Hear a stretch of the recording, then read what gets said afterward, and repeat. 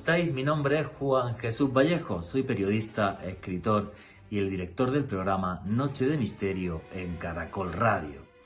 Un gran diluvio que terminó con la vida sobre la faz de la tierra. Un hombre que, aliado con Dios, Noé, construyó un arca y salvó a parte de las especies que habitaban nuestro mundo.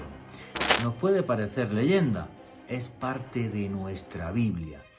Y aunque esto a muchos os sorprenda, cada vez son más los arqueólogos que toman la Biblia como un libro de historia, como hechos que se convirtieron en leyenda, pero que sucedieron en la realidad. La verdad que es que en los textos sumerios se nos habla de Noé, pero con el nombre de Ziusudra, muchísimo tiempo antes de que se escribiera en la Biblia.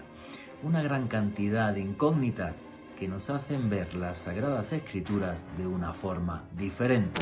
Pero si queréis saber sobre esto y mucho más, no os perdáis el último podcast de Noche de Misterio, Arqueología Bíblica. En Caracol Radio, Arqueología Bíblica. Dirige Juan Jesús Vallejo.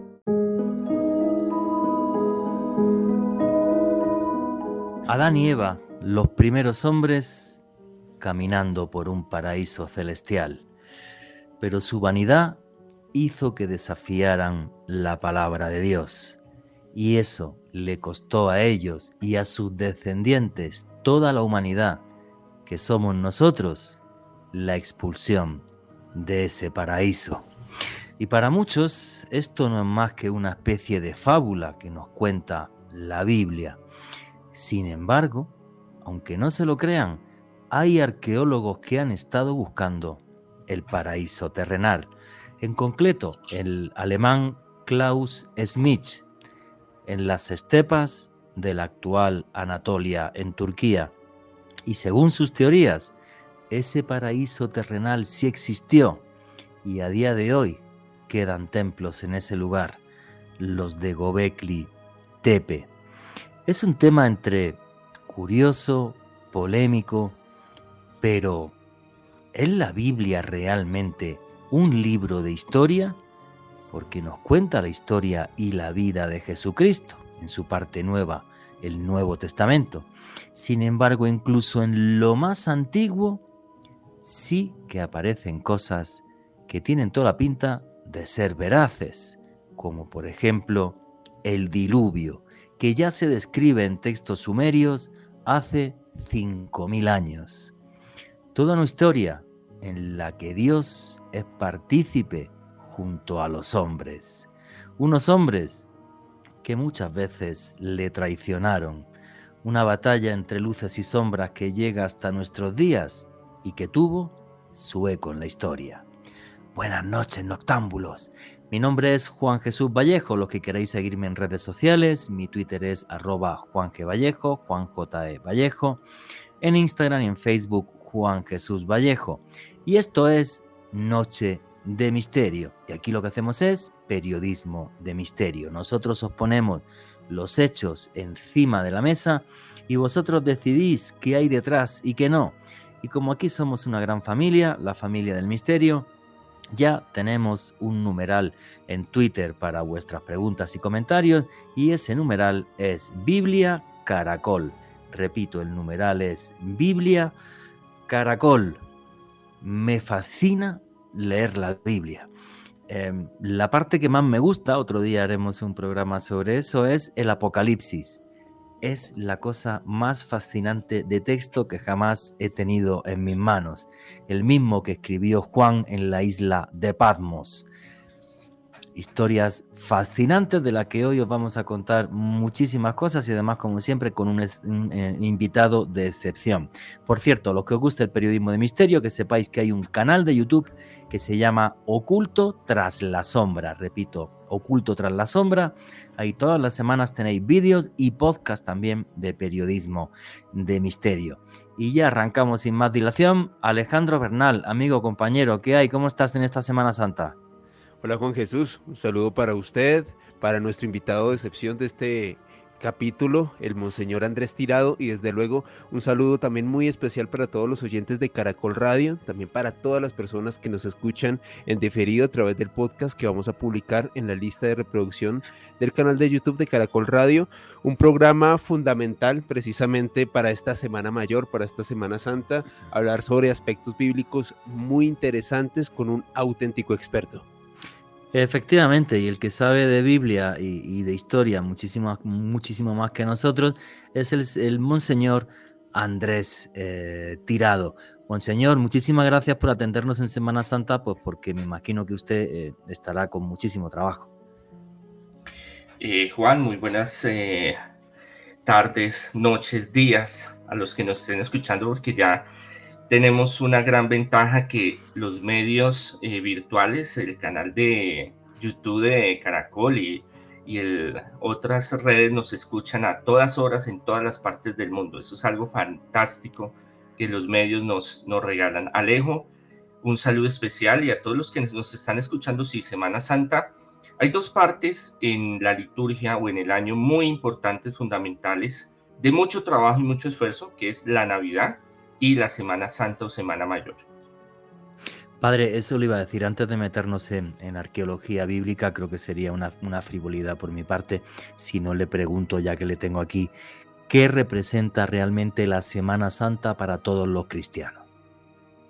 La Semana Santa es la semana, como se habla, Semana Mayor, más importante del cristianismo, de las celebraciones litúrgicas, de las celebraciones sacramentales, porque volvemos a revivir lo que Jesús vivió, sobre todo en su último periodo, en el juicio, muerte, crucifixión, tortura y resurrección. Toda la base del cristianismo está en ese periodo donde, bueno, él hace todo su tiempo de evangelización, de sanación, milagros espectaculares, su enseñanza, pero lo más importante es que él da su vida para salvarnos y resucita.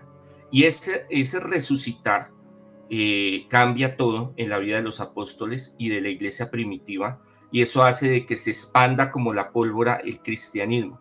Y por eso es tan importante, o sea, el centro neural del cristianismo está en la vida, pasión, muerte y resurrección triunfal de nuestro Señor Jesucristo, porque por eso es la semana más importante de todo el calendario litúrgico. Un día, lo ha dicho usted, padre, es que ese tema me fascina. Me encantaría hacer con usted, entrevistarle sobre cristianismo primitivo, sobre esas primeras comunidades cristianas que se van extendiendo desde Oriente Medio, donde los símbolos incluso del cristianismo no eran los mismos, no había una cruz, sino que había un pez, o había, por ejemplo, un pelícano que se estaba él mismo haciéndose sangre para amamantar a sus hijos, efectivamente. Tuvo una simbología fascinante y una historia fascinante, pero eso lo dejamos para otro programa. Hoy vamos a meternos ya de lleno en lo que es la arqueología bíblica. Padre, realmente la Biblia, y lo más, no iba a decir la palabra polémica, pero la palabra polémica no me gusta, lo más, digamos, difícil de entender para muchos es que incluso si nos vamos a ese comienzo de la Biblia, al Génesis y esos primeros libros del Antiguo Testamento, ¿son realmente un libro de historia, padre?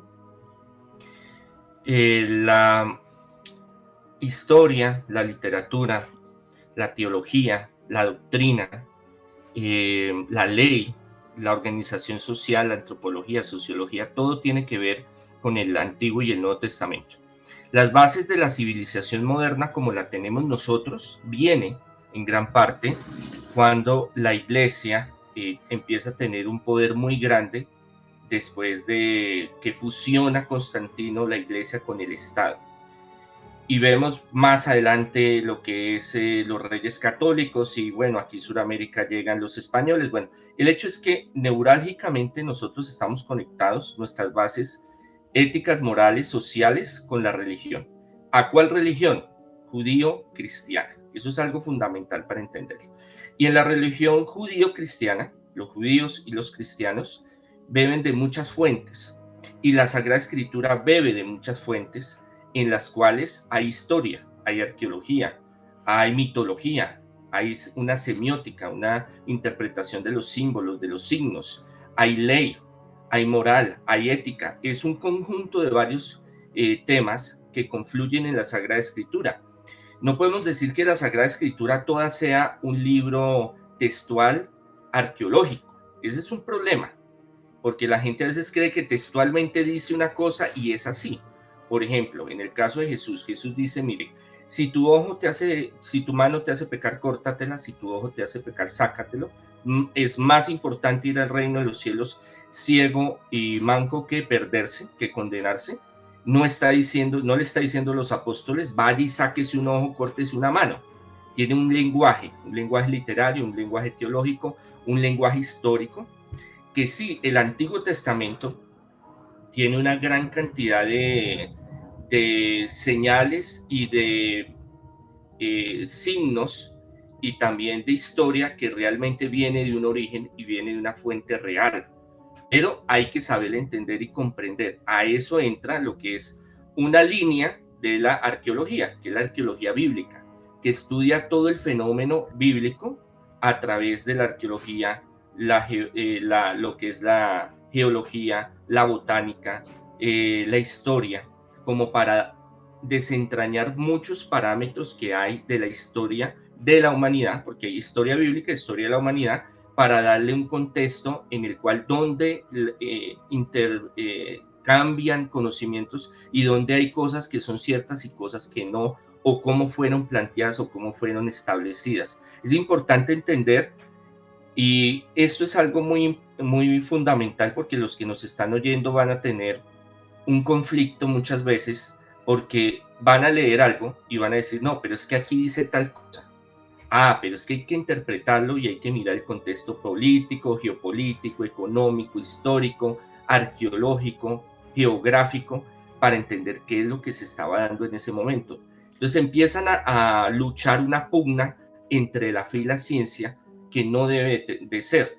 La ciencia ayuda a la fe y la fe ayuda a la ciencia, pero tenemos que discriminar una cosa de la otra. Entonces, cuando mezclamos todo y lo cogemos literalmente la Sagrada Escritura, vamos a cometer muchos errores, porque desde los antiguos que escribieron el Pentateuco, escribieron en el Antiguo Testamento, tenían una interpretación y varias interpretaciones. Entonces, por ejemplo, en el Génesis encontramos 2 relatos fusionados de la creación, y libros apócrifos del Antiguo Testamento. Apócrifos quiere decir secretos, ocultos, fuera del canon de la ley, de lo legal.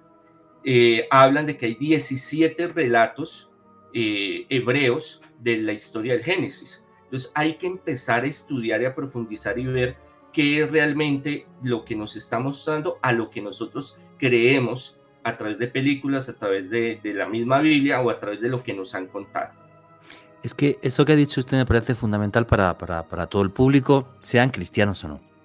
Y es lo siguiente: no se puede interpretar la Biblia de forma integral, de forma de que uno lea las palabras y diga eso es así. Creo que el ejemplo que ha puesto usted es buenísimo.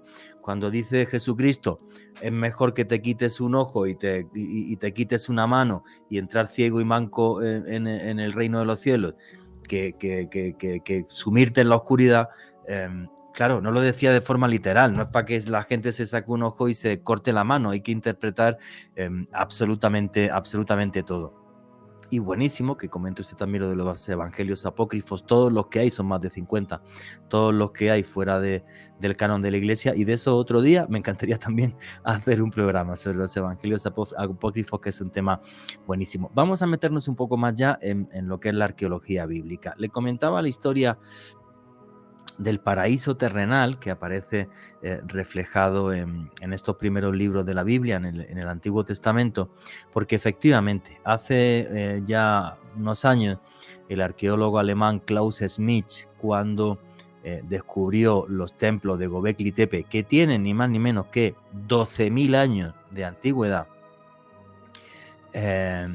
él, viendo las condiciones del terreno que había en esa zona, dijo: realmente aquí pudo estar el paraíso, y esta historia es la que aparece en la Biblia. ¿Por qué decía Klaus Schmidt eso? Klaus Schmidt decía eso porque en esa zona de Turquía hace 12.000 años se daba un trigo que es silvestre, que es natural, que se llama la escanda, en español se llama escanda.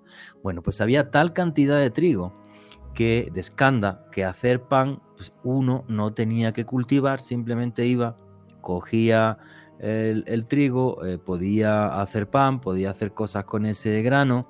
Lo mismo pasaba también con algunos tipos de garbanzo, de lenteja, o sea que era fácil conseguir comida vegetal y frutas, y había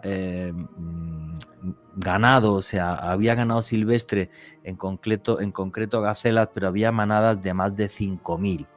Con lo cual la caza era algo muy sencilla, lo único que había que hacer era manejar ese ganado y encerrarlo, y ni siquiera tenías que cazarlo, o sea, lo ibas consumiendo cuando era necesario. Eso más los ríos y la pesca en los ríos, en el Tigris y el Éufrates, es lo que dice Klaus Schmitz, que él estaba convencido de que realmente el lugar de Göbekli Tepe y esos templos fueron parte de lo que es el paraíso. Y es más, en esa zona, en la ciudad de Sanliurfa, que para ellos y toda la tradición de la zona vivió Abraham, y está todavía la cueva de Abraham, yo he estado visitándola y he estado bebiendo agua allí, cuentan cómo Abraham tiró los ídolos del rey Nemrod porque atentaban contra lo que era realmente Dios, eran ídolos falsos, y él se rebeló junto con el pueblo en contra del rey por utilizar estos ídolos.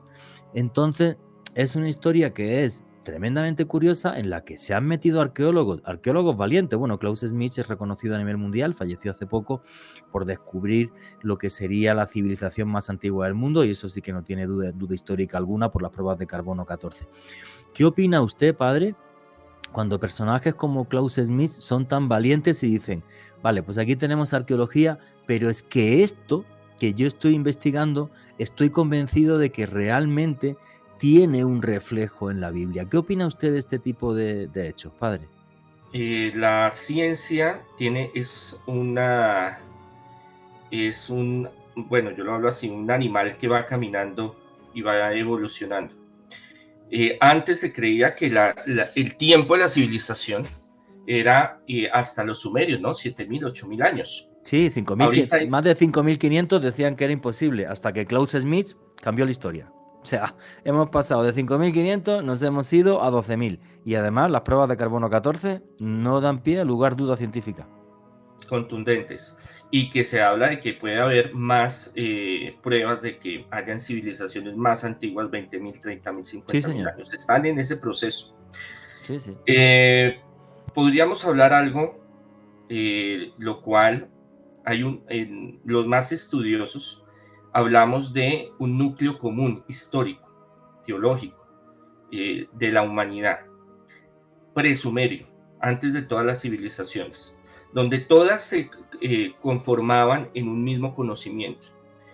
Al emigrar y al expandirse el ser humano en su desarrollo de crecer y de buscar, bueno, ahí viene la cuestión de las grandes migraciones, la cuestión de los medios tecnológicos, porque creemos a veces que el ser humano, el ser antiguo, era bruto, era ignorante, y eso nada tiene que ver. Correcto. Eran muy avanzados con otra tecnología muy diferente a la de hoy, pero tenían su tecnología, sus conocimientos en el mar, en la cuestión agrícola, en la cuestión de ingeniería.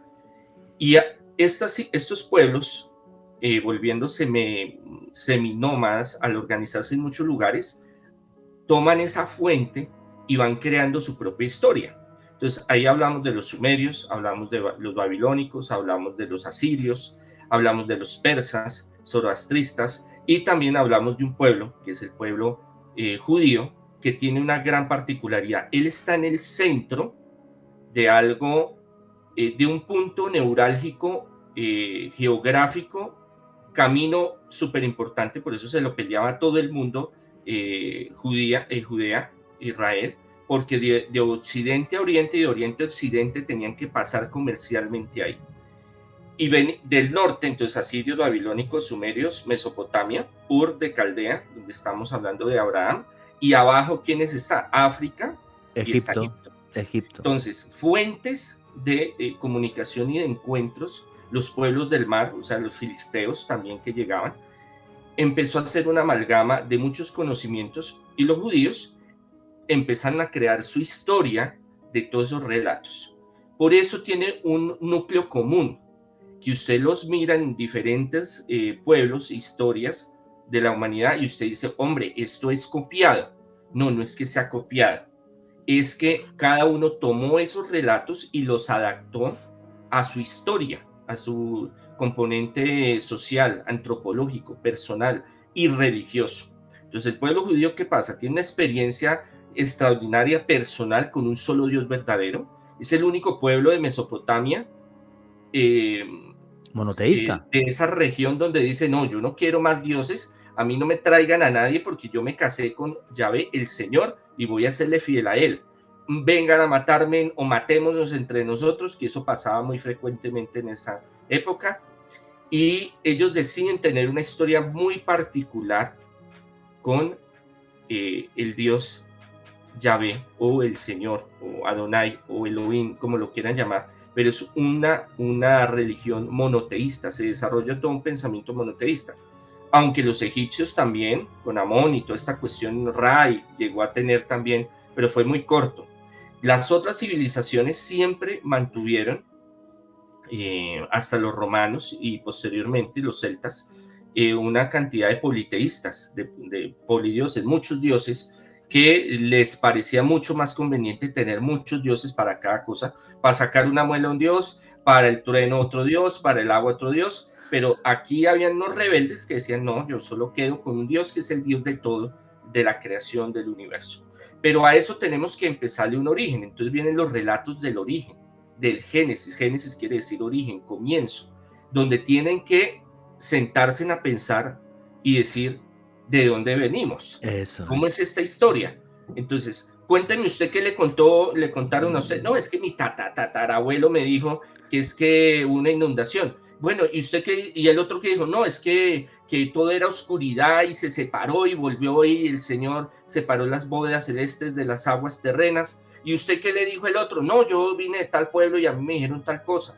Entonces fueron en un proceso que llevó tiempo, llevaron años, siglos, a desarrollar. Es una versión sofisticada de los mitos antiguos de otros pueblos. Más no es una copia, ni es que estén falsificando la historia. Lo que pasa es que no, en la antigüedad no existía copyright.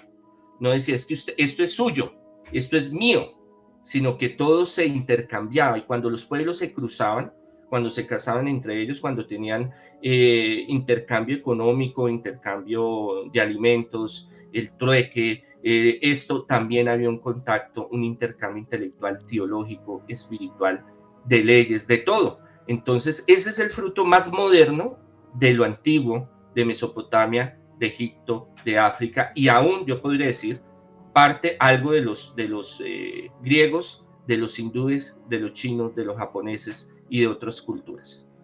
Eso que ha dicho usted me parece una forma genial de explicarlo. O sea, no es que copiaran, no había copyright, sino cuál era nuestro origen. Y efectivamente, en toda esa zona de Oriente Medio se hablaba de ese origen, de ese paraíso donde estábamos los seres humanos, pero el relato nuestro, y eso que ha dicho usted me parece fundamental, es el judío. Los cristianos hemos cogido el relato judío y efectivamente en ese intercambio cultural pues hablaba de ese paraíso y lo adaptaron a su cultura y a su forma de entender la vida. Alejandro Bernal.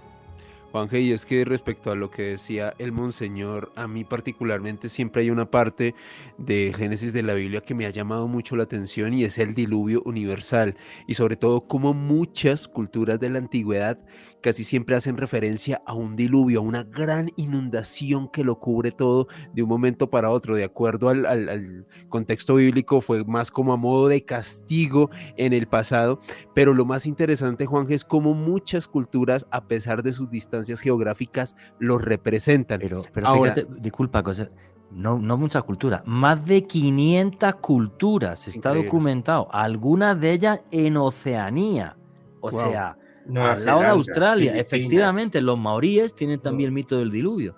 O sea, es una cosa que dice uno, pues como dice el padre, tuvo que haber una cultura común, que para algunos es la Atlántida, para otros no sé qué, o sea, lo que sea, pero Lemuria. algo tuvo que haber, efectivamente, Lemuria, pero el mito en esos pueblos quedó, y es que eso no tiene discusión arqueológica alguna, o sea, eso, el hecho está ahí. Disculpa, Alejandro, continúa. No, y sobre lo que usted comentaba, Juan Jesús, hay una parte que a mí me inquieta y es que la comunidad científica se divide un poco en comunicar si realmente esto sucedió o no. Al respecto, la NASA hace unos años comentó que, de acuerdo a sus estudios, en efecto, en el pasado hubo un evento en el cual un meteorito cayó en Norteamérica y muy seguramente produjo un deshielo que a su vez generó grandes olas y grandes tsunamis que cubrieron buena parte del mundo. Efectivamente, y es que eso tuvo que tener algún reflejo natural, histórico, pues que desconocemos exactamente, y es lo que ha dicho el padre. Entonces pasaba una historia, sucedía algo, y pasaba de generación en generación y en generación, y los pueblos tenían contacto, no todo eran guerras, también había comercio, y en ese comercio había toda una serie de intercambios culturales. Creo que se me nota que me apasiono con estos temas porque es que disfruto con la historia. Yo amo la historia, tengo muchos libros publicados de historia y realmente la vivo, ¿no? Porque creo que si no entendemos nuestra historia, no entendemos nuestra cultura y quiénes somos nosotros mismos. Bueno, vuestras preguntas y comentarios a través del numeral Biblia Caracol, que viene un pequeño boletín informativo, pero ya mismo sigue Noche de Misterio.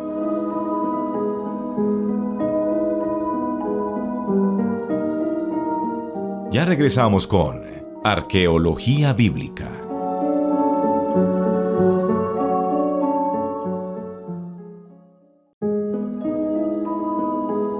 Continuamos con Arqueología Bíblica.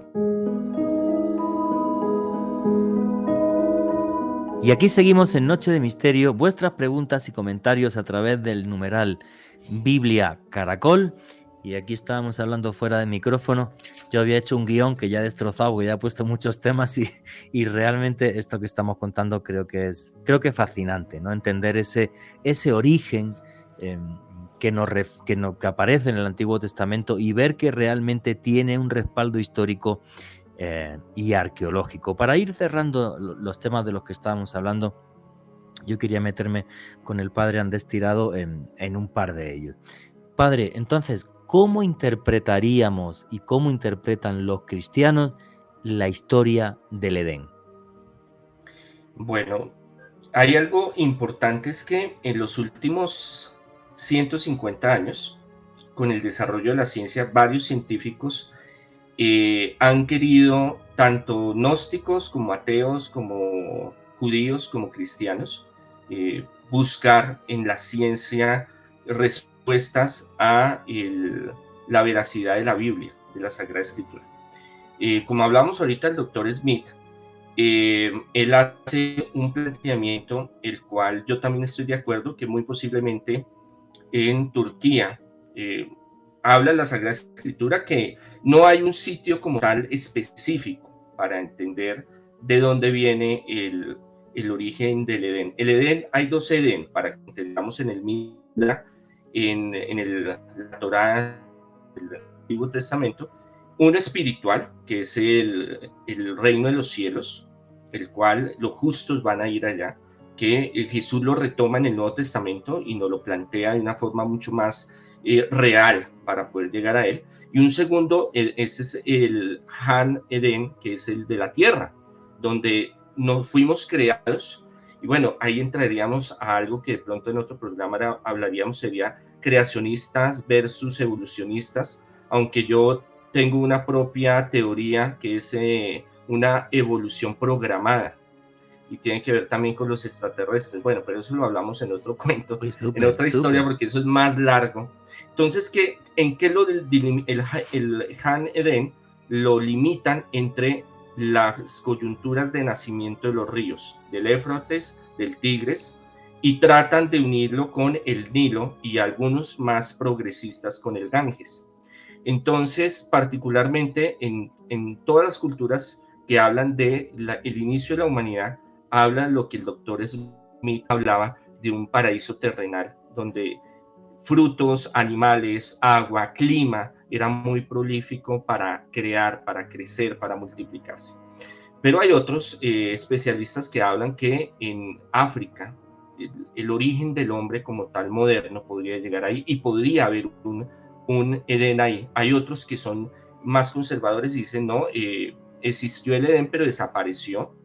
Otros hablan que es una dimensión paralela que había entre la tierra y el cielo, donde el ser humano se desvió, en este caso Adán y Eva, pero pues sabemos que Adán y Eva son nombres genéricos. Adán viene de Adonita, de la tierra, de lo que Dios crea en ese, como un hombre y una mujer, pero pues hablamos de que no solo existe en los relatos del Génesis, no solo existe Adán y Eva como tal, como el origen de todo, sino que ya había una creación.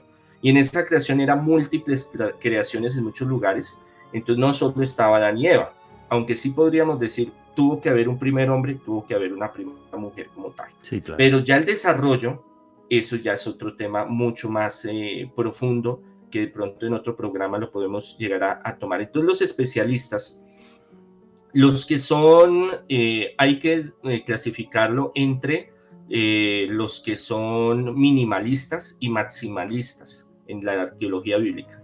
Los que creen que es un cuento, un mito, Sin más. animalistas, que dicen que minimalistas, que eso no es verdad, que eso es un mito, una leyenda, y los maximalistas que dicen que sí es posible que hubiera existido una población o un hombre o una mujer que se hubiera desarrollado. Y lo sitúan ahí mismo donde dice la escritura, en donde nace estos dos ríos. Pero no hay pruebas arqueológicas, como es tan antiguo la cuestión, no hay el suficiente, la prueba contundente para decir, mire, existió acá el primer hombre y la primera mujer. Entonces queda un gran espacio para muchas teorías y ahí viene el doctor Smith donde dice, venga, aquí está las pruebas arqueológicas de que las primeras civilizaciones se encontraban ahí.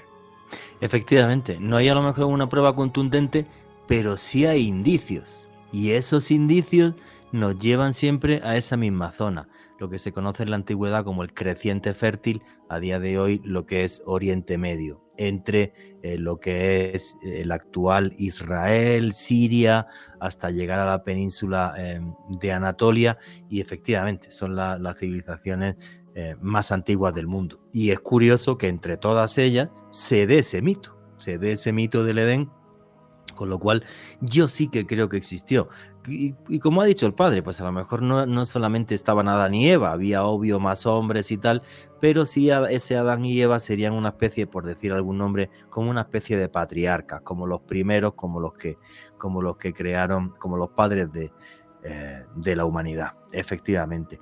Y justo cuando estamos hablando de Edén, yo creo que luego la parte más importante de toda esa historia es donde aparece un señor que es Noé, que en los antiguos textos sumerios se llama Ziusudra. Ziusudra es el que, igual que aparece en la Biblia, coge un arca con todos los animales cuando llega ese diluvio. Padre, la historia del diluvio es muy fascinante. Más de 500 culturas en el mundo, porque si nos vamos a la otra parte, el origen hay muchas versiones, pero en cambio lo del diluvio se repite una y otra vez. ¿Cómo enfoca el cristianismo esto, padre? Es más, en el diluvio, en el Nuevo Testamento, Jesús y los apóstoles hablan del diluvio, hablan de Noé. No lo sabía. Es un hecho histórico y arqueológico irrefutable a nivel histórico mundial. ¿Por qué? Porque todas las culturas tienen relatos en los cuales hablan de Anka, Trasagi, Noé, bueno, todos los nombres derivados que le quieran poner, pero habla de un señor que tiene la posibilidad de hablar con los dioses, ya lo vemos en el judaísmo con Dios, que tiene su esposa, tiene 3 hijos, en la mayoría de las culturas aparecen los 3 hijos, y que le dan una orden donde tiene que construir un arca, tiene que construir un barco, tiene que hacer una construcción para albergarse a él y a varios animales y frutos y fauna, porque va a haber un diluvio, va a haber una inundación. Arqueológicamente está supremamente corroborado de que la humanidad ha tenido muchísimos diluvios, muchísimas inundaciones terribles. No hay una prueba tangente de que solo fue una, sino que fueron muchas y en muchos lugares, en diferentes épocas. Y eso hace de que esta correlación de la parte mitológica tenga un contexto, un trasfondo arqueológico histórico. Ahora, llegar a decir cuánto es de efectividad el relato bíblico o por ejemplo, el relato sumerio o babilónico sobre el diluvio, debemos de entender de que las personas en ese contexto agregaban, colocaban, quitaban muchas cosas, las adaptaban a los tiempos sociales, políticos, religiosos, espirituales que vivían. Entonces, no van a ser detalles iguales totalmente, pero sí tienen una correlación muy exacta en muchas cosas. Y de que se haya podido dar, así como nos lo muestra ya el relato sofisticado de Noé, es muy difícil de que se haya realizado como tal, como lo narra textualmente, literalmente. Por eso ahí viene la confrontación de lo arqueológico y lo científico a lo real. Pero en esa investigación de lo arqueológico, científico, botánico también, geológico, se dan cuenta de que muchos de los detalles que están en ese relato sí ocurrieron. Esas inundaciones, periodos donde explican la humanidad, ya Alejo nos lo comentaba, el meteorito que habría, no dicen que había caído, sino que fue que llegó a la atmósfera, estalló y esa onda hizo de que hubiera una subida de los mares. Algo que vamos a vivir de aquí en adelante, eso es algo que tenemos que aprender a vivir, de lo que es la migración climática. Muchos pueblos se van a tener que mover por el cambio climático. Escasez, sequías extremas, inundaciones terribles que desde el año pasado lo venimos viendo, 2 años para acá. Y en lo antiguo también sucedía. La gente se movía por muchas circunstancias, entre esos era lo climático. De las teorías que yo creo, de las pruebas científicas, no solo teorías, sino ya pruebas científicas que se han encontrado, hay algunas del deshielo hace más de 7.300 años, de un gran trozo de hielo en el norte de arriba, de Europa, donde hizo de que también impactara en el oriente y que se diera este tipo de inundaciones, que coordina con el texto de los sumerios y los babilónicos que hablan de esta circunstancia en la cual se dieron estas inundaciones. Lo más curioso es esa relación, y es lo que hay que hacer énfasis, de que los dioses en los otros pueblos, en el judaísmo, Dios se comunica con un personaje el cual tiene una misión, y esa misión es de renovación, de salvación de la humanidad y de las especies. Ahora, de que de cómo las medidas, por ejemplo, del Arca de Noé en el Antiguo Testamento, en el Génesis, de 137 metros de largo, de 30 metros de altura, 23 metros de ancho. Hay 2 construcciones que hicieron, una está en Países Bajos y otra en Kentucky, Estados Unidos, que hicieron a escala real. Ahora los científicos dicen el peso que pudiera haber tenido unos 70.000 animales, hacen ese cálculo, pero de llegarlo a realizar como tal es muy complicado porque hay otras condiciones, por ejemplo, geológicas, botánicas, la cual detener los animales, sacar los animales, la destrucción del medio ambiente, que no hubiera sido tan posible. Entonces, ¿qué hablamos? Hablamos de que sí se dio varios diluvios, donde varios personajes, o como hablamos del núcleo común en la historia de la humanidad, alguien recibió un mensaje especial y decidió, bueno, vamos a construir un arca. Hay escritos sumerios donde habla de que eran barcos redondos, diferentes a los que nosotros las películas nos lo muestran. El hecho es que tienen esa experiencia, no interesa si fue muy grande, si fue muy pequeño, si todas las bestias, animales cupieron o no, pero el hecho es que sí hay relatos donde la gente tiene que buscar hacer este tipo de construcciones para salvarse. Y cómo lo espiritual, los dioses o Dios interactúan con el ser humano, y cómo la arqueología y la ciencia empatan en que estos fenómenos sí han ocurrido, y bueno, como les digo, van a seguir ocurriendo. Padre, hay un tema muy importante en esto del diluvio y es algo que quería comentar. Primero, estoy de acuerdo con el padre. O sea, el diluvio se repitió varias veces, está en varias culturas, está documentado en un aluvión de barro también que hay precisamente en Oriente Medio, juraría que en la misma zona, en Anatolia. Y además de eso, hay un tema que me parece súper importante. O sea, es muy difícil imaginar, y no hay que tomarse la Biblia que de una forma literal. Obvio, es muy complicado que en un arca en un barco se puedan meter una pareja de todos los animales del mundo.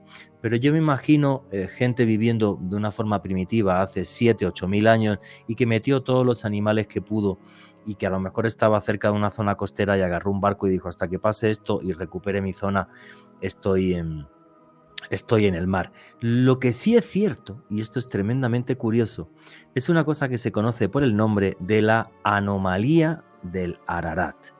Es que haciendo una fotografía aérea a los norteamericanos hace muchísimo tiempo, en el glaciar que hay encima del monte Ararat se ve, pero de manera perfecta, lo que serían los restos de un barco. Bueno, de esos restos de un barco, solamente una vez que hubo más deshielo se pudo coger un trocito de madera, que además por casualidades de la vida acabó en España y sigue estando en España ese trocito de madera, que es de roble del lugar, y efectivamente es que sí que parece y tiene toda la pinta que es un barco que está ahí. Un día podríamos hablar con Javier Sierra, que yo tengo un buen amigo, premio Planeta de literatura, por cierto, que estuvo en lo alto del monte Ararat, pero la capa de hielo es tan enorme que no había forma de cavar hasta ahí. Pero eso es real. O sea, ¿qué leche, con perdón, hace un barco en lo alto del monte Ararat? Es que es la cosa más loca del mundo. Pero es que la fotografía la podéis buscar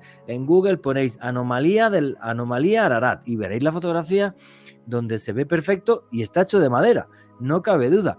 ¿Qué opina Alejandro? ¿Querías hablar?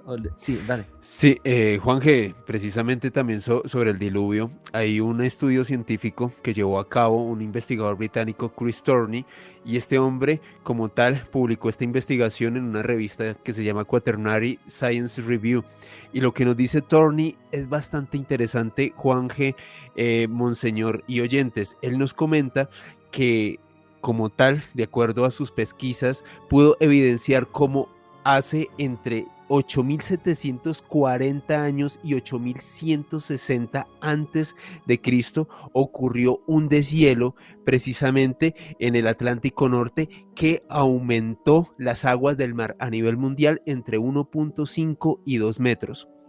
Torney, de hecho, va más allá y comenta que eso podría explicar por qué existe presencia de moluscos prehistóricos en el fondo del Mar Negro y que muy posiblemente esta sería la explicación de la ciencia para este gran diluvio universal, y complementándolo, más bien concatenándolo con lo que nos decía el monseñor hace unos minutos, para Torney, muy seguramente este relato, este evento que vivieron muchas civilizaciones en el mundo en esa época fue transmitido de generación en generación. Sí, claro, es que es una historia fascinante y la gente no es consciente de cómo ha cambiado el nivel de los mares muchísimas veces en la historia. Yo he tenido la suerte de estar en la costa turca, en el Egeo, buceando en las ruinas de Tlos. Y tú llegas y ves allí 4 cositas y dices, pues esto no era nada. Te pones a bucear y te puedes meter, pero yo creo que llegué como hasta unos 10 metros. Y no os imagináis, no solamente se siguen viendo los cimientos de las casas de piedra, sino lo que más me impresionó, la cantidad de vasijas de barro que hay rotas. O sea, de los antiguos almacenes y todo, pero inmenso. O sea, claro, es que esto ha pasado y se puede cotejar a día de hoy. Padre, ¿quería usted añadir alguna cosa más?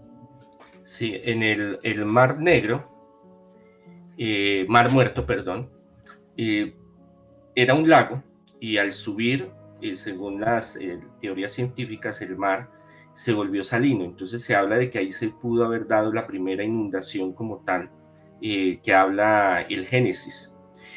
Es muy importante entender y comprender de que sea de la fuente que sea, como el dicho popular, cuando el río suena es que piedras lleva. Entonces siempre es importante investigar y ver al uno, al otro y al otro para tener un panorama general de lo que está sucediendo. Y en eso entramos a hablar y a discutir y a debatir lo del Monte Ararat. Desafortunadamente no se ha podido hacer investigaciones más profundas sobre los restos que están allá. La mayoría de los que hicieron las últimas investigaciones hablan de que es un asentamiento prehistórico de construcciones de madera. Puede ser. Que ahora otros dicen que es la figura como tal, pero lo que se ve ahí es la cordillera rocosa del monte Ararat. Entonces es muy complicado y es muy difícil, pero no está de más, porque la mayoría de lo que dice el texto bíblico y de las investigaciones es que allá habría terminado lo que es el arca de Noé. Entonces es muy complicado, no hay todavía la evidencia científica para decir si es el lugar como tal o es realmente esta barcaza, este barco de Noé o anterior a Noé, ¿no? Porque estamos hablando de que el texto de Noé es posterior a los textos que hablan antes de las inundaciones. Entonces hablamos de que Noé pudo haber sido un nombre genérico que hubiera utilizado la Sagrada Escritura, para decir es un hombre que Dios escoge para una misión. Ahí viene es el lenguaje teológico, el cual es el más importante. Pero eso no nos quita la importancia de que todos estos pueblos, más la tecnología que se está manejando actualmente, nos remitan a que muchas cosas que nosotros creíamos fantasiosas fueran reales. Exacto. Y que pudieran estar en este mundo. Padre, faltan pocos minutitos y yo no quiero que termine el programa sin hacerle una pregunta. Muchas veces cuando miro esa parte del Antiguo Testamento donde se hablaba de Adán y Eva, donde tenemos historias del pueblo judío que son fascinantes, como por ejemplo cuando David venció a Goliat solo con una honda. Una vez hice una introducción de un programa así, ¿no? O sea, cuando uno tiene fe realmente es capaz de derribar gigantes. Padre, muchas veces yo creo que los cristianos, y yo mismo, aunque no sea cristiano, pero que me encanta la religión y la espiritualidad, muchas veces cuando lee uno todos estos textos, nos da la sensación de que el hombre estaba antes más apegado a Dios y Dios es como si le hiciera más caso a los hombres, mientras que ahora parece en este mundo tan convulso que estamos, donde hay gente que mira la guerra con indiferencia, como si fuera un videojuego, y no estuvieran muriendo seres humanos ahora mismo en Ucrania o en otros países como es Yemen, por ejemplo, como si Dios nos hubiera abandonado o como si ese contacto con lo divino lo hubiéramos perdido total y absolutamente. ¿Qué reflexión podría hacer, Padre, usted sobre esta pregunta, que yo creo que le inquieta no solamente a un servidor, sino a mucha gente? El alejarnos de los dioses, como en otras civilizaciones, o de Dios, sí, había un encuentro mucho más íntimo, mucho más personal, mucho más cercano.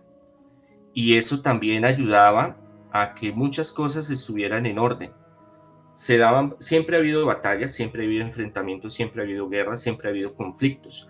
Eso es lo que narra el Antiguo Testamento, el Génesis. No es tanto si Caín mató a Abel, sino por qué lo mató, o sea, la desilusión, la desigualdad en el mundo, y la seguimos viviendo. Entonces, desde el lenguaje teológico de todas las civilizaciones, de todos los pueblos, todas las religiones, es un lenguaje de crecimiento espiritual y de valorar la naturaleza, valorar la humanidad, el ser humano. Cuando se pierde eso, se pierde la ética, se pierde la moral, y volvemos a Caín y Abel, a matarse los unos por los otros, por un pedazo de tierra, por un pedazo económico, por un pedazo político. Entonces sí hay un problema grave en los últimos tiempos, que el ser humano se ha alejado bastante de Dios, sea de la cultura, religiosidad, espiritualidad que sea, o hablemoslo de un crecimiento espiritual, donde el ser humano rechaza esos valores y dice, no, es mi voluntad, me separo de lo divino y voy a hacer lo que yo quiera porque pienso que eso es lo que me conviene. Y ahí se da todos los conflictos y todo lo que estamos viviendo. Ahora, muchas cosas nos permiten el libre albedrío del ser humano para que el mismo ser humano en su experiencia, en su experimentación, vea la realidad de las cosas y eso lo ayude a cambiar. Entonces, todos los textos antiguos de mitología, simbología, espirituales de todas las religiones hablan de grandes imperios que crecen, pero los mismos seres humanos se devoran entre ellos, se destruyen y tienen que empezar de nuevo. Eso es lo que el diluvio nos habla, ¿no?